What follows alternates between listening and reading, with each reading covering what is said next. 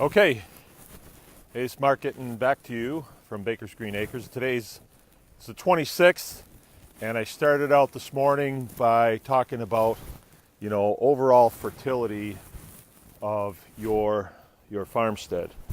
And that's kind of what I've been at today. I did get interrupted a couple of times, and I'm not getting around to spreading my very last load of compost until now. And it's 9. And I realized something. When I estimate the time and I'm making a live video, it's not like making videos and just I can hang on to them in my phone and put them up when I feel like it. But if I'm doing live videos, I better know what time it is, and I better know what day of the week it is. So it's definitely the 26th, and it's definitely 9 o'clock. 9:06. My last run is going to be right here on the front lawn. Of all the places on the farm, this front lawn has been neglected because, it's not really a production area. Nothing much goes on out here. Kids don't really even play out here. The only time it gets any action is in the wintertime when we slide out here a little bit. So, got a few trees planted out here, and believe it or not, I've already got 4 yards of compost down on this section of lawn right here. Right? And it comes around like this and up to the barn. But what's interesting to note is when I moved here, there was no difference between the lawn and this field right here. This wasn't where the fence was. It was a lot further in, so this would have been more lawn.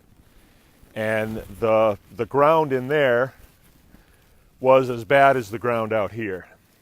And out here, if you could see this closely, there's patches here where it's just bare. There's no grass in there.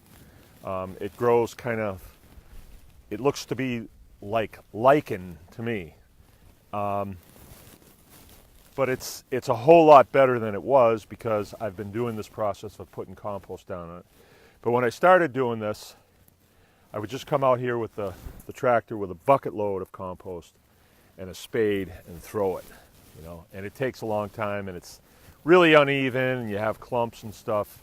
And then I figured, well, I mow over it and it'll spread it out. But nothing like with my compost spreader. It is far more efficient and it puts it down very evenly. I did this much earlier, and it's dried now.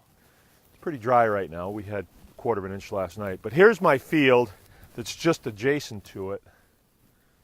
It's all nice and smooth. And the way that the light's hitting it right now, I don't know if you can see the fertility, but I can from this position right here. I can see it really well. Let me turn this for a second so you can see it. It's very, very fertile looking. And, if I scoop some up and take a whiff of it, it's nice. It's real nice. The reason that there's such a stark difference between this field and this lawn right here is because of the animals. I've told you before, I first started by just growing some rye on here. A fellow showed me how some of my equipment worked. And I put rye on, and it just came up. It was bright green, and then let the pigs on it, and they chowed it all down. And I've done that many, many times in the 14 years that we've been here.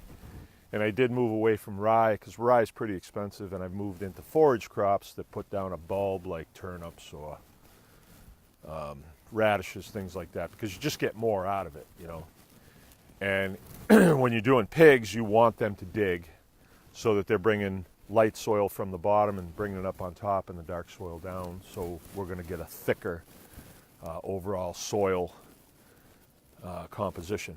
But now that this is just going to be used for cows or for the foreseeable future, what I've planted on here was Sudan grass.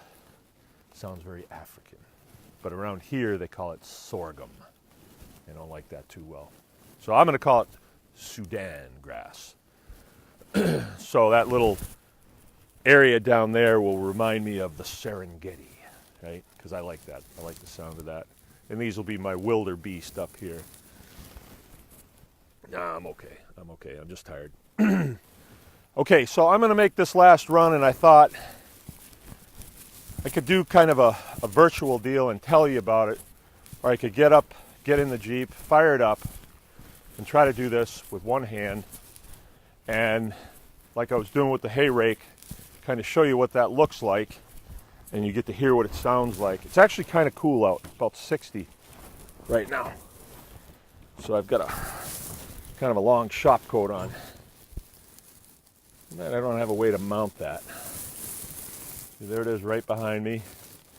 And okay, this Jeep is really cool. I can put the windshield down, and then I got this mirror that I can see behind me. Didn't have that for a long time, so it's kind of impressive to me now. Try it. She starts every time. Now I have this in 4-wheel low, so let's see. And I put it in 4-wheel low so I can drive really slow.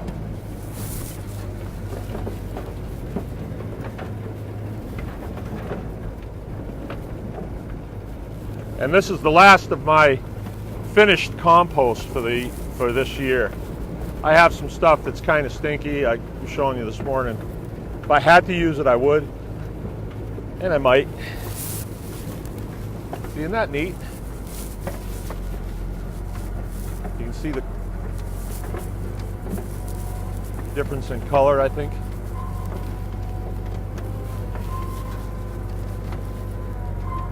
I'm trying to get more of what's happening behind me and less of me.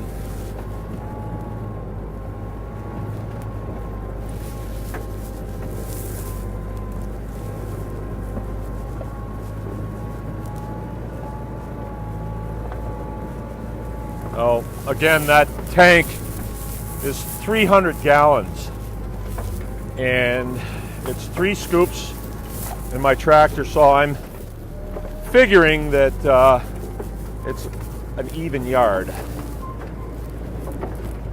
I've got a couple of things that I need to change on it.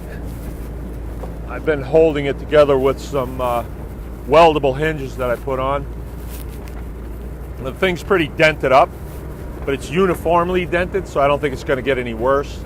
So as long as I don't hit anything big with it, I think I'll get a lot of service out of it the way it is. But I think I'm going to put a series of eyelets on it and hold it together with cables and a chain binder, because it does distort, and there's not much I can do about that. But I figure now, just this year, I've spread 20 yards with it, and that's it saved me a ton of time, and I have very little invested into it. Let's see if I can show you from this direction. Nah, it's not much to see. I have very little invested in it, just some of my time and scrounge materials that I've had around here, and a little bit of fabrication time, a little bit of welding on it. All those holes I had to cut with a acetylene torch. Plasma would have been nicer, but I didn't have one at the time. And yeah, so I don't have a whole lot into this project, but I'm quite certain that this time next year we'll look at this lawn and we'll see a tremendous increase in fertility. Increase in fertility means it's going to hold moisture. It's got its side effects too. When you pull in the yard and you look at it, it looks better. So any of yous that come to visit me, you'll say, he sure does have a nice lawn. He must spend a lot of time out there manicuring that lawn. There was a time when I decided that we were not going to cut lawn anymore. We were not going to do that because of all the money that we spend in gasoline and expensive equipment and time and all that. And I was just going to graze cattle out here. I was going to put another fence out here by the driveway. Tried it. looked terrible. I tried it with goats, it was even worse. So we're gonna mow the lawn because I had somebody say to me, oh gee, I didn't even think anybody lived there. So that was the end of that. We're gonna mow the lawn. I actually like mowing the lawn anyway. It's a good time to just listen to Stevie Wonder. All right, well that's what I have for today. This is the 26th comes to an end. The sun has gone down. I have a few more things to do, and then it's Betty Bye time. It's Mark from Baker's Green Acres. Remember, anyone can farm.